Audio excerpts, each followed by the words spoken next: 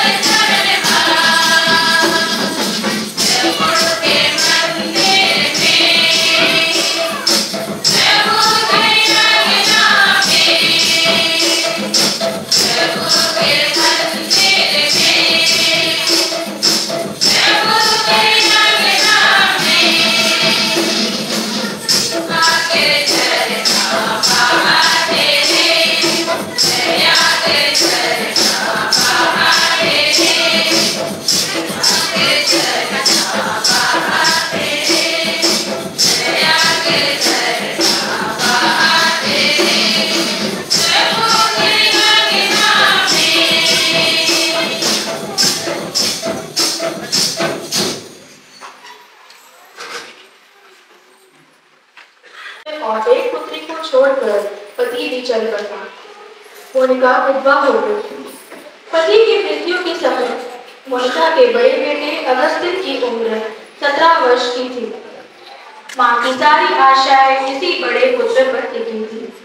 परंतु एक दिन मोनिका को पता चला कि अगस्तिन अनैतिक जीवन और आवारागर्दी में लिप्त है और उसने बनाती धर्म भी स्वीकार कर लिया है। तो मोनिका का हृदय पीड़ा से तड़प उठा, मानो उन पर दुख का पहाड़ टूट पड़ा हो। वह कई रातों घुटनों के बल पड़ी बेटे के मन परिवर्तन के लिए लगातार प्रार्थना करती थी। इस प्रकार 9 वर्ष बीत गए। मोनिका प्रत्येक पुरोहित से निवेदन करती थी, कृपा कर मेरे बेटे के लिए प्रार्थना कीजिए। मोनिका का हृदय अंदर ही अंदर रोता था, क्योंकि बेटे के मन परिवर्तन का कोई भी लक्षण नहीं आ रहा था। पुत्र की चिंता में उसकी हालत ऐसी हो गई थी कि कहीं वह पागल न हो जाए। निराशा में डूबी, दुखी एवं थकी हारी वह एक अनुभवी ज्ञानी धर्माध्यक्ष के पास पहुंची। धर्माध्यक्ष ने मोनिका को धीरज बांधते हुए कहा, मैं प्रार्थना करता हूँ, यह कैसे हो सकता है कि जिस पुत्र के लिए इतने आंसू बहाए जा रहे हैं वह नष्ट हो जाए। इन शब्दों में मोनिका की आशा की एक किरण दिखाई पड़ी। अब इस दुखी माँ का कर्तव्य था अपने पुत्र के लिए अथक प्रार्थना करना। उन्होंने धीरज नहीं खोया। एक दिन मोनिका ने सुना कि अगस्तिन रोम जा रहा है। वह किसी भी कीमत पर बेटे को रोम नहीं जाने देना चाहती थी, पर वह अपनी माँ को धोखा देकर रोम जाने में सफल हो गया। इधर माँ संत सिप्रियन के गिरजे में रात भर प्रार्थना करती रही। दुखों का भारी बोझ उठाए वह भी रोम के लिए रवाना हो गई। बेटे की तलाश में वह रोम की गलियों में भटकती रही। बाद में पता चला कि अगस्तिन रोम छोड़कर मिलान चला गया है। वह भी मिलान पहुंच गई। मिलान में संत मोनिका की मुलाकात धर्माध्यक्ष अम्ब्रोस से हुई। धर्माध्यक्ष ने मोनिका से कहा कि उनके आंसू और प्रार्थना व्यर्थ नहीं जाएगी।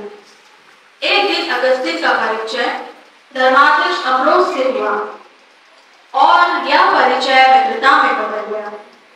धर्माध्यक्ष अम्ब्रोस का अगस्तिन पर ऐसा प्रभाव पड़ा कि उसका ध्यान धर्मशास्त्रों पर गया और वह एक नवसिखुआ बन गया।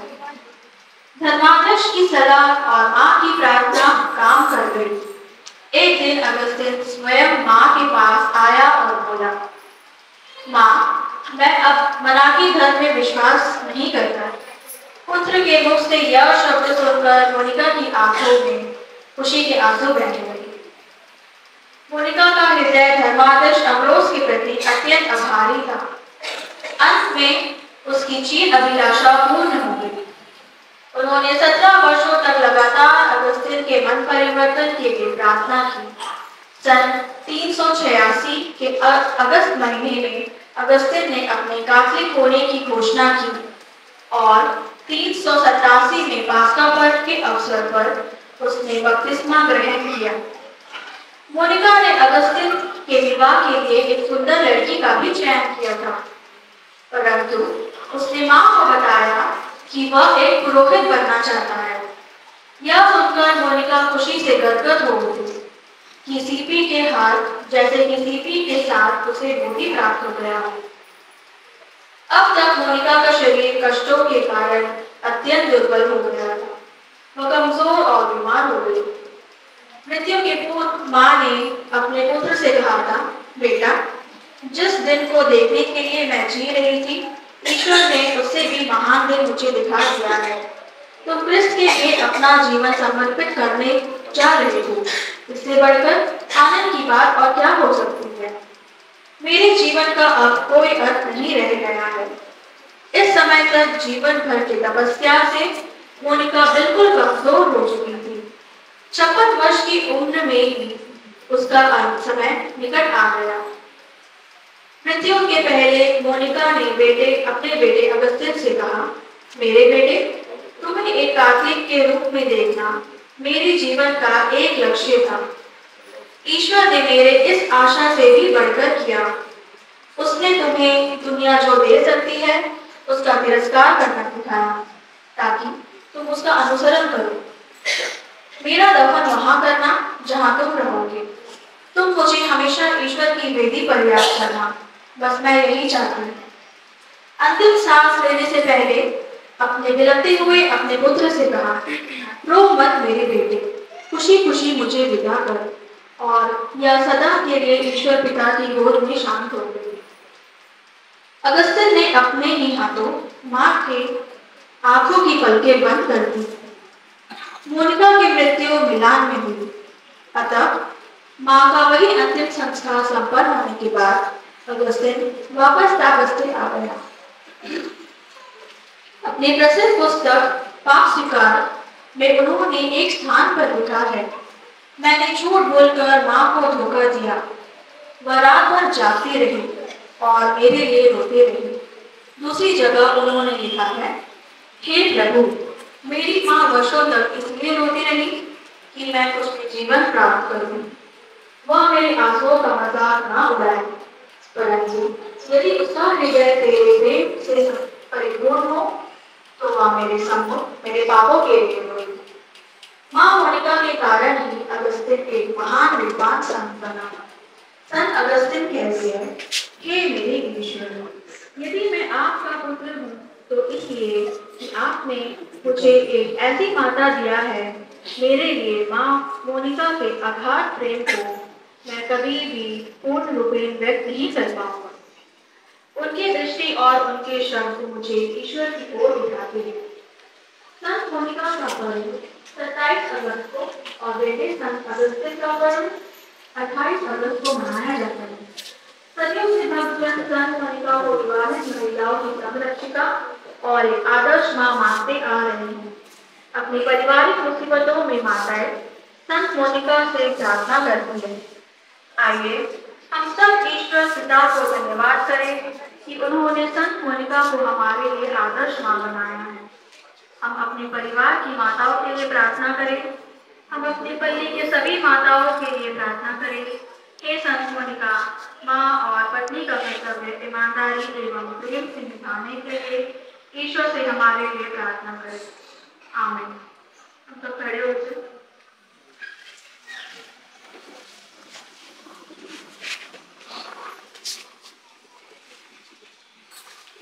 पिता और पुत्र पवित्र आत्मा के नाम पर।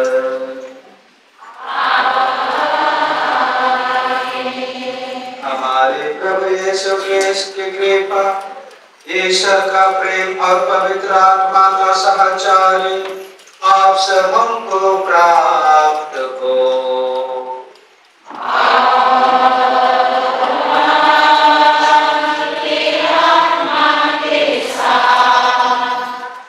क्रिस्त में मेरे प्यारे माताओं बहनों, क्रिस्त में मेरे प्यारे भाइयों और बच्चों, आज हम लोग माताओं की संरक्षिका संत मोनिका का पर्व मना रहे हैं। आज के इस बलिदानों में हम अपने माताओं के लिए विशेष प्रार्थना करेंगे, उनके योगदान के लिए, ताकि ईश्वर की आशीष और कृपा उनके जीवन पर और उनके परिवार पर हमेशा रहने के लिए। प्रिय भाइयों और बहनों, हम अपने प्रभु ईश्वर से दीनता पूर्वक निवेदन करें तो इस जल को आशीष दे या हमारे लिए बपतिस्मा की स्मृति में हम पर छिड़का जाएगा। ईश्वर हम पर कृपा करे कि जिस पवित्र आत्मा को हमने बपतिस्मा में ग्रहण किया है उसके प्रति हम सदा निष्ठावान बने रहे। हे सर्वशक्तिमान जीवन के ईश्वर, जल की सृष्टि करते समय तूने उसे जीवन का स्रोत और शुद्धिकरण का साधन बनाया। तूने चाहा कि बपतिस्मा के जल द्वारा हमारी आत्मा शुद्ध हो जाए और हमें अनंत जीवन का वरदान मिले। हम तुझसे प्रार्थना करते हैं, इस जल पर आशीष देने की कृपा कर। आज के पवित्र दिन में हम इस जल के द्वारा तेरी सुरक्षा पाना चाहते हैं। हे प्रभु, हमारे हृदय में अपनी कृपा का जीवंत झरना फिर से प्रवाहित कर दे और इस जल के द्वारा हमें शरीर तथा आत्मा की सब बीमारियों से बचाए रख। इस भांति हम शुद्ध हृदय से तेरे पास आ सकेंगे और तेरी मुक्ति के योग्य बन जाएंगे, हमारे प्रभु क्रिस्त के द्वारा। आमीन।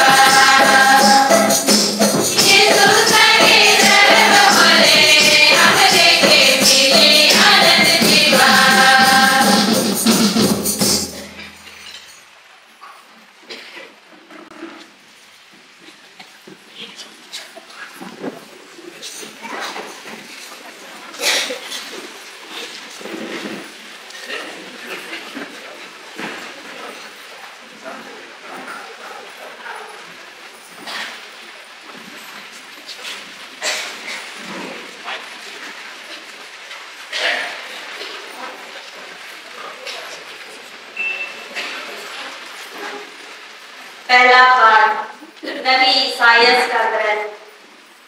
प्रभु यह कहता है, मैं सभी भाषाओं के राष्ट्रों को एकत्र करूंगा। वे मेरी महिमा के दर्शन करने आएंगे। मैं उनमें एक चिन्ह प्रकट करूंगा।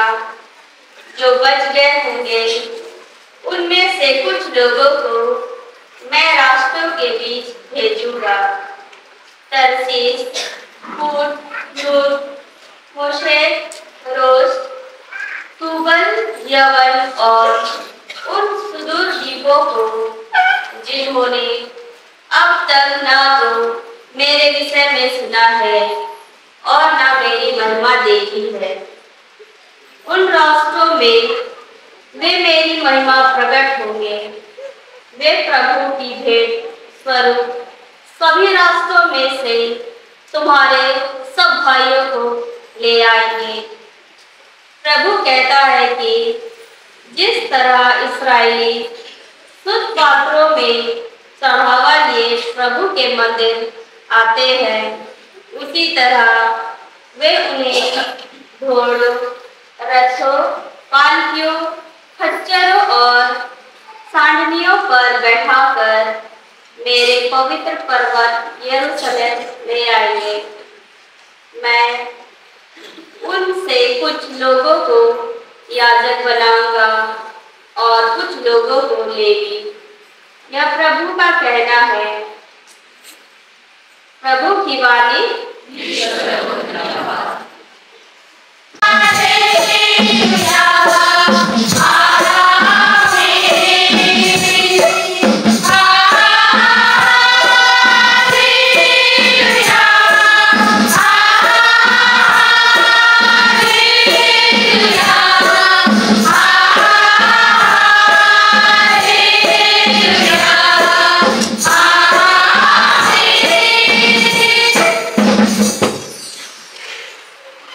प्रभु आप लोगों के साथ हो।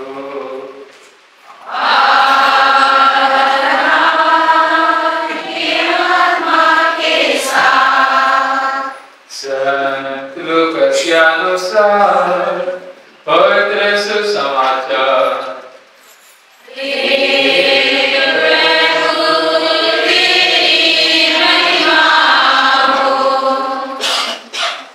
यीशु नगर नगर गांव-गांव उपदेश देते हुए यरूशलेम की ओर आगे बढ़ते जा रहे थे। किसी ने उनसे पूछा, प्रभु क्या थोड़े ही लोग मुक्ति पाते हैं? इस पर यीशु ने उनसे कहा, संकट द्वार से प्रवेश करने का पूरा पूरा प्रयत्न करो, क्योंकि मैं तुमसे कहता हूँ प्रयत्न करने पर भी बहुत से लोग प्रवेश नहीं कर पाएंगे। जब घर का स्वामी उठकर द्वार बंद कर चुका होगा और तुम बाहर रहकर द्वार खटखटाने और कहने लगोगे, हे प्रभु हमारे लिए खोल दीजिए, तो वह तुम्हें उत्तर देगा, मैं नहीं जानता कि तुम कहाँ के हो। तब तुम कहने लगोगे, हमने आपके सामने खाया पिया और आपने हमारे बाजारों में उपदेश दिया। और वह तुमसे कहेगा, मैं नहीं जानता कि तुम कहाँ के हो। हे कुकर्मियों, तुम सब मुझसे दूर हटो। जब तुम इब्राहिम, इसहाक, याकूब और सभी नबियों को ईश्वर के राज्य में देखोगे, परंतु अपने को बहिष्कृत पाओगे, तो तुम रोओगे और दांत पीसते रहोगे। पूर्व तथा पश्चिम से, उत्तर तथा दक्षिण से लोग आएंगे और ईश्वर के राज्य में भोज में सम्मिलित होंगे। देखो, कुछ जो पिछले हैं अगले हो जाएंगे और कुछ जो अगले हैं पिछले हो जाएंगे। प्रभु का सुसमाचार।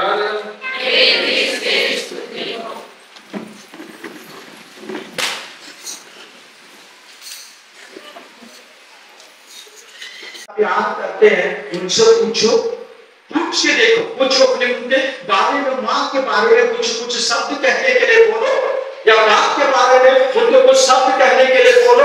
वे बोलते बोलते अपने आंसू अवश्य जरूर बहाएंगे।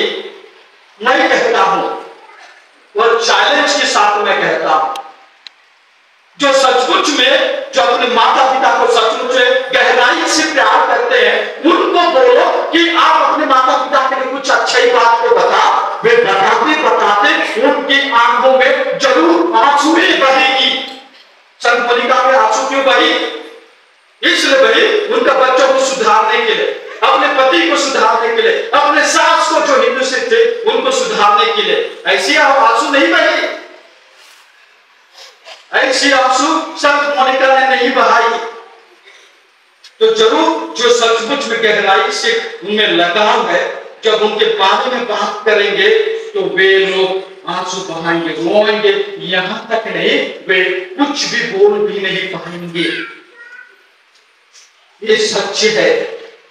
लेकिन ये सारी चीज को हम लोग नहीं समझते हैं। हम लोग शादी कर दे, बच्चे पैदा कर दे, आगे बढ़ गए, उनकी योग्यताओं को हम लोग भूल जाते। जिंदगी में कभी उनकी योग्यताओं को हम लोगों को नहीं भूलने चाहिए।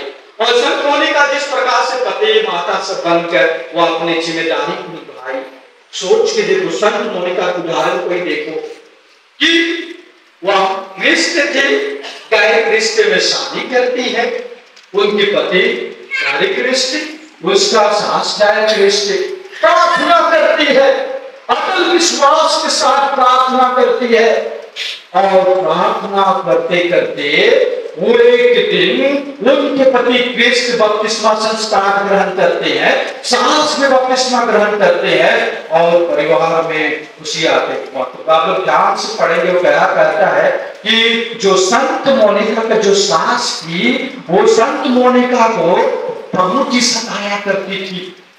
बात में, बोली वचन में उन्हें सताती थी, लेकिन सब कुछ को सह लेती थी, सब कुछ को सह लेती थी। ये मेरी माँ है, सास है, मेरी सास है, माँ है कहकर वह सह लेती थी। और वह कहते हैं कई घंटों तक रात के समय घुटनी टेक कर अपनी पत्नी और सास के लिए प्रार्थना करती थी, और प्रार्थना का फल बदलाव हो गया, प्रार्थना का फल बदल गया। और कुछ समय के बाद क्या होता है कि देखो, ईश्वर की इच्छा से उसकी पति की भी और उनकी सास की भी मृत्यु हो जाती है, और उसका बेटा बदमाश सब प्रकार का कार्य किया। उसका कन्फेशन बुक में लिखा गया है, सब प्रकार का गुंडागर्दी, सारा प्रकार का वह इधर उधर घूमना, क्लब सब जाना, या ये आराम करना, सब प्रकार का वह कार्य करता था। और वह मूर्ति पूजक था, क्योंकि जिस प्रकार उसके परिवार के सदस्य मूर्ति पूजक थे, मूर्ति पूजक था, मूर्ति का वह पूजा करने वाला था। और चुपके से बिना बताए उनकी माँ को वह क्या बिना बताए क्या करता है कि रोम शहर चला जाता है। और जब उनकी माता को पता चलता, उस समय कहा जाता है कि रोम शहर सबसे मतलब कि दुष्ट ही शहर जैसा था। हर प्रकार का वहां पर व्यवहार होता था, हर प्रकार का वहां पर कार्य होता था। कोई मौज मस्ती करने के लिए, वह अपने दोस्तों के साथ मौज मस्ती करने के लिए अफ्रीका से वह वहां चला जाता है। वो उनकी माँ सोच के देखो, कुछ नहीं, वहां से उनका पीछा करते करते वह रोम आती है। रोम से आज अपने पता चलता हुआ मिलान शहर चला गया है। मिलान शहर वहां जाती है अपने बच्चे को सुधारने के लिए। सोच उनका प्रार्थना का प्रभाव। और संत मोनिका एक बात को अच्छा जानती थी, और वो यहूदा ग्रंथ के बात को बहुत ही अच्छी तरह से जानती थी। वो यहूदा ग्रंथ का वह पाठ को बहुत अच्छी तरह से जानती थी। वो शब्द है, धर्मात्मा का प्रार्थना बहुत ही प्रभावशाली होता है। धर्मात्मा का प्रार्थना बहुत ही प्रभावशाली होता है। उस बात को वह जानती थी, खुद प्रार्थना करती थी, और उसके बाद वह पुरोहितों के पास जाती थी। धर्म के क्षेत्र में, धर्म के रास्ते में चलने वाले पुरोहितों के पास जाके इस बात को जानते थे, इसलिए और अपने बेटे के मन परिवर्तन खुद भी प्रार्थना करते थे, और पुरोहितों को भी प्रार्थना करने के लिए कहती थी। फादर जी, रोहित जी, मेरे बेटे के मन परिवर्तन के लिए प्रार्थना कर दीजिए। मेरे बेटे के मन परिवर्तन या मेरा बेटी के मन परिवर्तन के लिए प्रार्थना कर दीजिए। तो मन परिवर्तन के लिए पुरोहितों के पास जाकर वह कहती थी लगातार, और गिरजा घर में जाकर कई घंटों तक घुटने टेक कर या बैठ कर या तबरनकल के पास बैठ कर, वेदी के सामने बैठ कर लगातार वह प्रार्थना करती थी उनके बेटे का मन परिवर्तन होने के लिए। और वह बिशप के पास भी जाते, उस समय जो बिशप संत एम्ब्रोस था उसके पास वह जाते, उनके पास भी बार बार जाते और कहते मेरे बेटे के लिए स्वामी जी प्रार्थना कर दीजिए।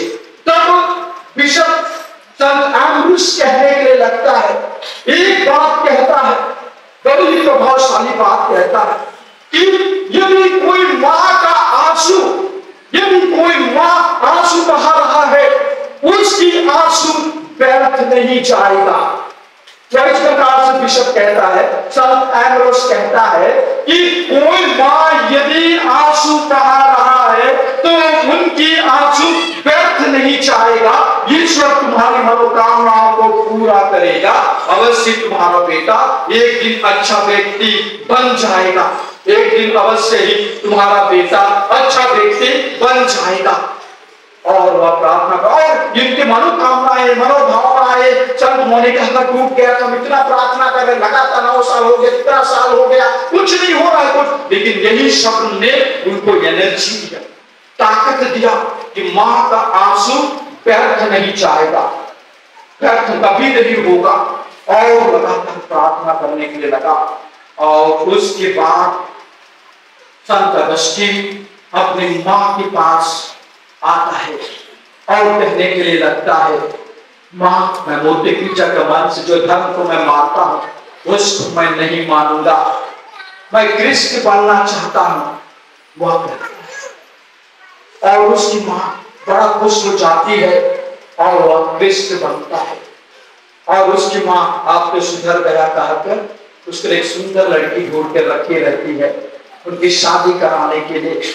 जब माँ के पास आकर पुनः दोबारा वह कहने के लिए लगता है, माँ मैं पुरोहित बनना चाहता हूँ, माँ मैं पुरोहित बनकर प्रभु ईश्वर का कार्य करना चाहता हूँ। तो माँ और खुश हो जाती है कि मेरा बेटा पुरोहित बनना चाहता है, मेरा बेटा पुरोहित बनेगा। और उसका धर्म शास्त्र की पढ़ाई के लिए आगे बढ़ता है, पुरोहित बनता है।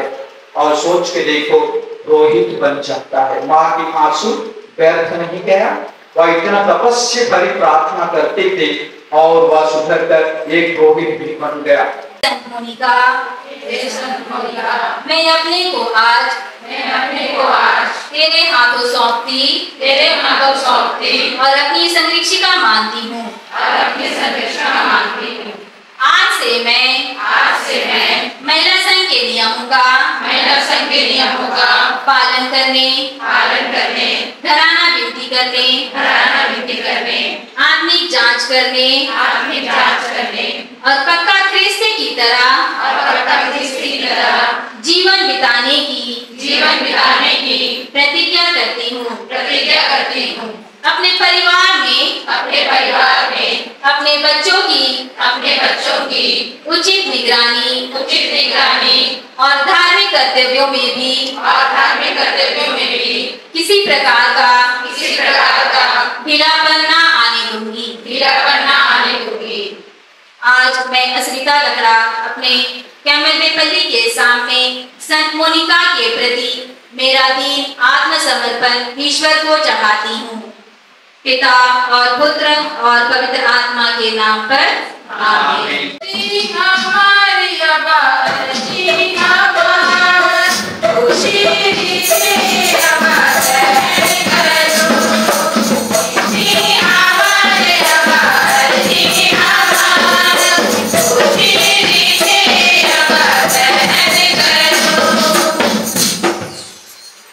हे पावन पिता, सब विश्वासियों के चरवाहे और स्वामी अपने सेवक लियो 14 बिशप सर्वराज, अन्य सभी धर्माध्यक्षों, धर्म समाजियों तथा हमारे दोनों पुरोहितों एवं तीनों धर्म बहनों के लिए प्रार्थना करें। जिन्होंने पूर्ण रूप से ईश्वर को समर्पित कर दिए हैं, वे अपनी जीवन द्वारा ईश्वर के राज्य की साक्षी बनकर यीशु द्वारा सौंपे गए मिशन कार्यों को पूरा करें तथा अपनी उदारता का फल प्राप्त करें। इसके लिए हम संत मोनिका की मध्यस्थता द्वारा पिता ईश्वर से निवेदन करें।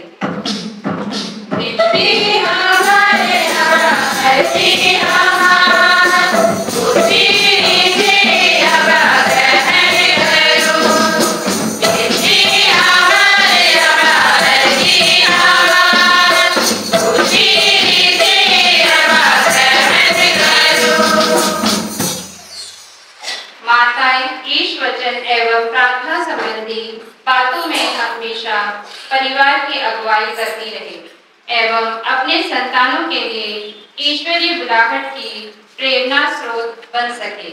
इसके लिए हम संत मोनिका की मध्यस्थता द्वारा पिता ईश्वर से निवेदन करें।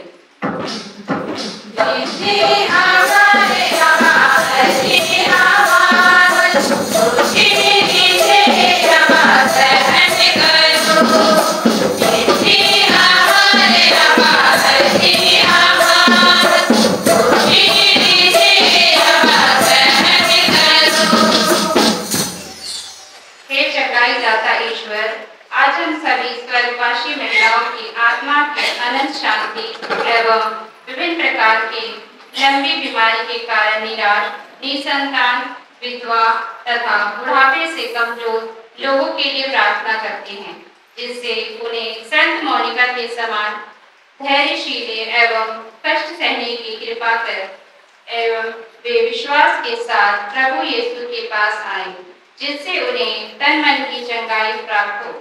इसके लिए हम संत मोनिका की मध्यस्थता द्वारा पिता ईश्वर से निवेदन करें।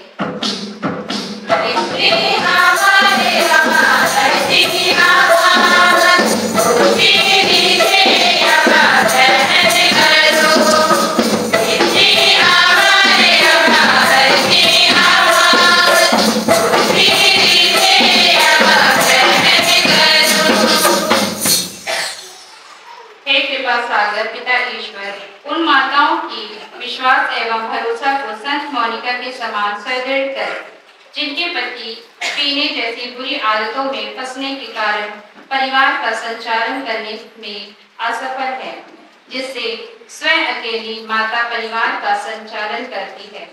हम उन परिवारों को पवित्र हृदय के प्रति समर्पित करते हैं एवं पिता ईश्वर उन्हें धैर्य, बल, साहस एवं शक्ति प्रदान करें।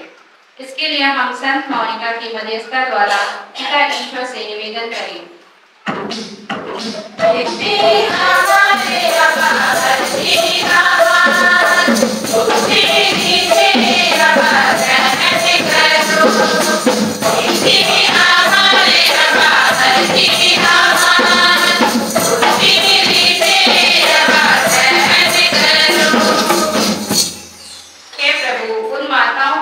दृष्टि कर जो अपने संतानों द्वारा तिरस्कृत एवं घर से निष्कासित कर दी गई है, वे अपने संतानों के मन परिवर्तन एवं पश्चाताप हेतु प्रतिदिन प्रार्थना करती रहे। इसके लिए हम संत मोनिका की मध्यस्थता द्वारा पिता ईश्वर से निवेदन करें।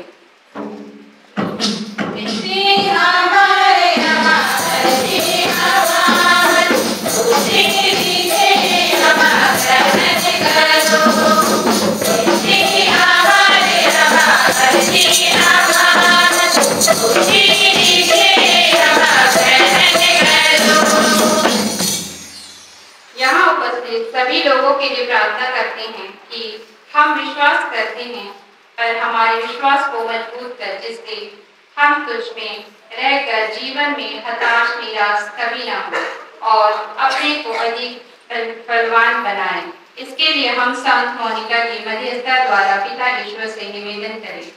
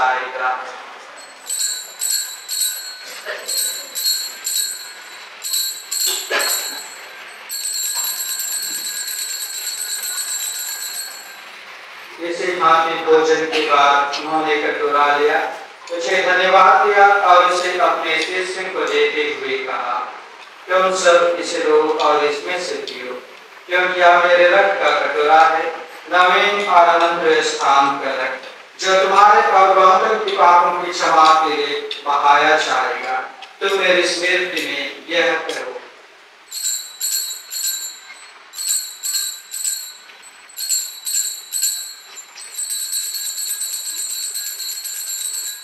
विश्वास का रहस्य। हे प्रभु, हम तेरी मृत्यु और उत्थान की घोषणा करते रहेंगे। इसलिए हे प्रभु, हम क्लेश के लिए फिर और उत्थान की स्मृति में तुझे जीवन की रोटी और मुक्ति का कटोरा चढ़ाते हैं। हम तुझे धन्यवाद देते हैं कि तूने हमें अपने सम्मुख उपस्थित होने और अपनी सेवा करने का सौभाग्य प्रदान किया है। हमारा नम्र निवेदन है कि हम सब क्रिस्त का शरीर और रक्त ग्रहण करके पवित्र आत्मा के द्वारा एकता के सूत्र में बंधे रहे। हे प्रभु, हमारे संत पिता लियो 14, हमारे धर्माध्यक्ष सेल्वराज और सभी याजकों के साथ विश्व भर में फैले अपने कलीसिया को सुधीले तथा इसे प्रेम में सिद्ध बना दे। हमारे उन भाई बहनों के वे सुधीले जो पुनरुत्थान की आशा में परलोक सिधार चुके हैं, उन्हें आपसे मृतकों का अपने पुनः दर्शन का सौभाग्य प्रदान कर हम सब पर दया दृष्टि डाल कि हमें अनंत जीवन के सहभागी बने और ईश्वर की माता धन्य कुमारी मरियम, उनके वर धन्य योसेफ, धन्य प्रेरितों तथा सब संतों के साथ जो युग युग में तेरे प्रति विश्वस्त बने रहे, तेरी स्तुति और महिमा कर सके तेरे पुत्र यीशु ख्रिस्त के द्वारा।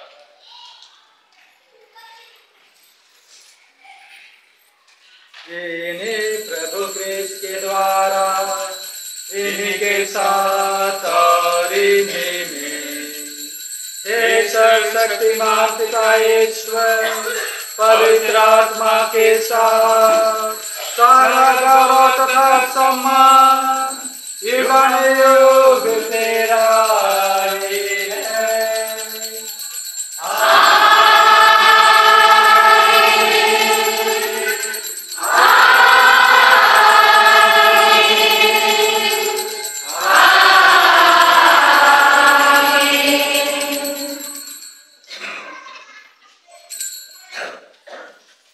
हम सब पिता ईश्वर से प्रार्थना करें जैसे प्रभु यीशु ने हमें सिखाया है।